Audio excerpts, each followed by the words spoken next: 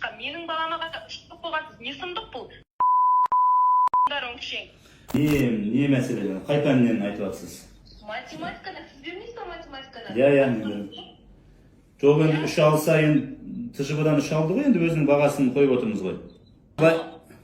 Былай да қараңыз, Айдос ағасы, неге сіздің балаңызға біз өтірік 4 немесе өтірік 5 қоюымыз керек? Егер ол бағасы, мысалы, ТЖБ 3 алды ма? Кеше 3 алды.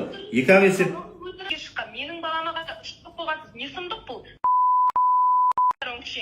Олай, Айдостың анасы қатты кетпеңіз, Жай кетем жасалып екен, иә? Ұштақсыз ба? Мектепте үйлі болсыңдар, дипломдар қатып алғансыңдар ма?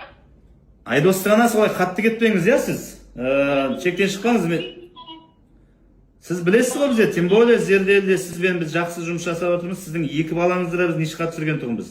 Сіз неге олай енді сіз бір балаңыз төмен болғанға неше өте сөз айтасыз? Артист деп жатсыздар, мен білем. Жақсы оқитын баланы артист түсіріп жатсыздар. Білем мен сіздерді. Оның сізге не қатысы бар? Сіз білесіз ба? Егер нақты заң жүзінде келетін болсақ, заңмен сөйлесек онда, пожалуйста. Сіз мұғалімге әшейіннен жала жапқаны үшін білесіз ба? 100 қанша 57 мыңда штраф салатын сізге?